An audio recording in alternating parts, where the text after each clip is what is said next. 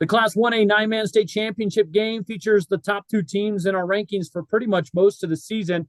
It is the defending state champions Shoshoni Wranglers taking on the Pine Bluffs Hornets and visiting with Shoshoni head coach Tony Treumpler. And Tony, first of all, congratulations on getting back to this game because that's never an easy task. I don't care how talented or good you are. It's never easy to make it back, is it? No, thank you. No, it's not easy. That was kind of what we talked about at the beginning of the season. Everybody wants to knock you off when you're a returning state champion. Everybody's going to play you a little harder. They're going to throw everything at you because, it means a lot if you can upset the returning state champions. Well, speaking of that, your only loss was against your opponent this week. I got to ask you, do you take anything away from that game that was so long ago or seems so long ago? Yeah, you do take some things away from it. Actually, we've taken a lot of good from it. It was an eye opener for us for sure. I don't know if we were just kind of flying high and thought since we were the returning state champions that we didn't have to worry about a whole lot. So we do take that as that was kind of a wake up call for us. But week one compared to now, we are two totally different teams. They are, we are. So, there's that aspect of it, but not a lot's changed. They're a passing team, we're a running team. So it's kind of that, classic matchup of, ground and pound and them through the air. So it's going to be fun to watch. Yeah. What are you focusing on with your team this week? You're at that point in the season where you're probably not changing a lot. Yeah, you put in a few wrinkles, got some tricks up your sleeve, I imagine, but what's really the focus this week then for your group, Tony? Defensively is kind of defensive as our big really focus this week. Going back from the week one game, we did have a couple of struggles on the defensive side of the ball that we just weren't adjusting very well. With my big guys up front, and we've worked on that all season and stuff like that. So that's a big adjustment. Offensively, it's kind of if it's not broke, don't fix it. So we're kind of just rolling with that. Is there a critical matchup that you're looking at in this game? I'm not asking to give away any sort of game plan or anything, but is there something you're looking at that this one might really come down to? Them stopping our run and us stopping their pass is kind of going to be the. I think if you ask anybody that's watched both of us play, they'll tell you the same thing. That you gotta put pressure on Stu, and we knew that week one. Mm-hmm. So how do you get your guys to hone in on some different things without still getting kind of lost and telling them, hey, I don't need you to do too much more than the first matchup? If that makes sense. No, yeah, it makes perfect sense. Yeah, first of all, not cut the mistakes down. That was kind of a big thing for us, and on the defensive side of the ball is just some mental mistakes that we were making the right calls on defensively, but we weren't executing the calls on the field, and that was a big thing for us. Is the front guys and our linebackers were just not on the same page, so there were some big holes that were opened up. And as far as like on the offensive side of the ball, we're really focusing on, like I said, putting pressure on Stu, and you have to keep an eye out. They have a good running back, and he's back and he's healthy. So, that's another wrinkle that a lot of teams haven't had to see because he was gone for a lot of the season. So we got the privilege of playing him, so we kind of know what to expect from him, or a lot of teams, didn't because they didn't get to see him. Yeah, you're talking about Schaefer, and he had a great game against you guys. I remember watching that game.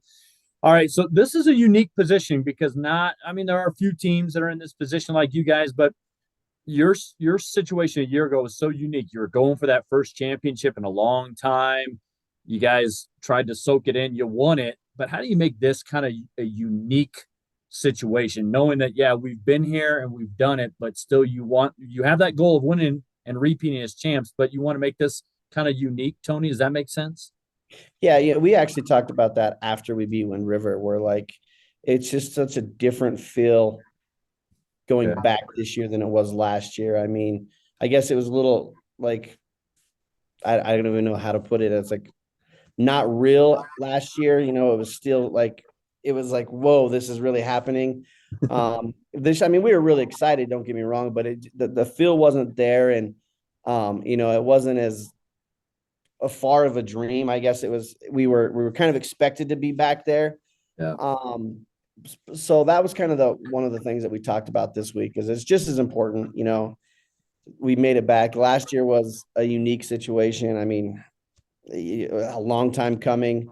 So this year, and with the seniors especially, we talked about, this is your legacy. You have a ring now. Yeah, you've got your championship, but to go out back to back state champions, that's a legacy that we need to focus on and build on. I mean, we've done a great job, and win or lose, these boys have given everything for the last 4 years, but for them to go out on top is kind of the big focus right now for us, and that's kind of helping us get pumped to go back down there, back to Laramie, because it's still cool, but the glitz and the glam is kind of not, it's not the same once you've been there once. Yeah. Well, hey, it's shaping up to be a great matchup. I wish you the best of luck on Saturday, and we'll catch you down here in Laramie. All right. Thank you very much. We continue the conversation as we talk about the 9-man state championship game coming up on Saturday afternoon here in Laramie at War Memorial Stadium, visiting with Pine Bluffs head coach Will Gray. And Will, you guys just missed out on this opportunity last year. Here you are this year, and it took everything you had last Friday, it seemed, against Rocky Mountain. I guess let's start there. How do you feel about your team, coming off a couple of hard-fought playoff wins? Well, first of all, thanks for having us. We feel good, but it was kind of the same situation as last year. They got the ball with, 3.5 minutes left. And with the run game, we were like, here we go. They're going to run it down, give us about 40 seconds to score. But fortunately, we got to stop when we needed. And then, a year ago, we couldn't get a first down, because we had the ball. I think it was right at the 4-minute mark, and we needed just a couple first downs, and we couldn't run it on them to save our life a year ago. But this year was a little different. We got a first down when we needed, and the rest is that. Now you're in the championship game. How are your kids feeling, and how do you feel about your team coming into this week? Well, they're sore. Last Friday was physical. So yesterday was a lot of film work. We went out and turned the lights on for a little bit, but we didn't do a whole lot because we have an extra day, and then today will be our a normal week for us. But they feel good. They're excited, like they should be. And we just told them, you got to treat the week like a normal week, because if you change your routines and change this and that, then we're probably going to struggle. But if you be yourself for the week, then we'll give ourselves a chance. You've obviously been here and gone through this back-to-back years, but this is a totally different group. So how do you keep them focused on just, hey, it's another game, guys? What are you stressing this week to kind of keep their mind from getting in the clouds of where they're playing and what they're playing for, I guess? Well, the biggest thing is we have to worry about us and where we can improve. And if we're talking about, Shoshoni all week and Shoshoni this, Shoshoni that, then we are going to put pressure on them. But if we talk about us and where we need to improve, then I think, we'll give ourselves a chance.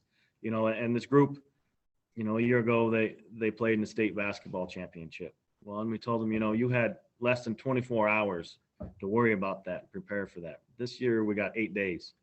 So it's a little different, but we just got to worry about us. Talk about rematching against Shoshoni. That game probably seems forever ago to you and your kids. Do you even take anything away from it? Or do you just say, hey, they're a different team, we're a different team type of aspect? I think it's a little of both. You go back and watch it. When we kicked off there, it was 102 degrees or something, and now we're going to play in 30 degrees 11 weeks later. But both groups are very senior heavy, older class heavy, so there's not a whole lot of changing in what both have done. It's just going to be, they're going to do what they're good at, and we're going to try and do what we're good at and go from there. Are there any critical matchups that you look at right now without giving away a game plan or anything? They're going to watch film, and they're going to see that we struggle with the downhill run game like we always have, because we're just not very big. Right. And they are big up front, and that's their MO, is the downhill run with Treumpler. And, the Mills kids does a good job with some ball fakes and the option stuff. And so tackling, just because, the Treumpler kid runs so hard that if you attack him above the hips, he's going to run you over, and you're probably going to stand on the sideline next to me catching your breath.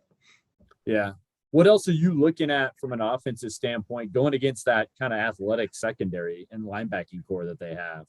Well, that's the matchup, is they are so athletic, and they can match up with us out on the edge. So our kids are just going to have to make plays when the opportunity presents itself without trying to be Superman or anything. Just go be yourself and go make plays. If I remember correctly, Dalton had a huge game before leaving, unfortunately, with the injury. Do you take anything away from that in terms of what he adds to your mix? No, I don't think so. We know what he's capable of, but at the same time, so do they. So Dalton's a great player, but if we just put it all on his shoulders, then we're not going to be successful, because we have lots of kids that can make plays when we get them the ball. And so we have to be able to spread it around and not, zone in on one guy. Is that maybe the biggest key, Stu's decision-making offensively? Yeah, a little bit. Anytime you ask teenage kids to make good decisions, you get a little more gray hair and your blood pressure gets a little higher. But we trust him. He's been our guy, and we trust him, and we'll just go from there. Well, I think a lot of people have been looking forward to this matchup for probably about a year, and here it is. So, Will, thank you so much for the time. I wish you best luck. We'll see you on Saturday afternoon. You bet. Thanks for having us.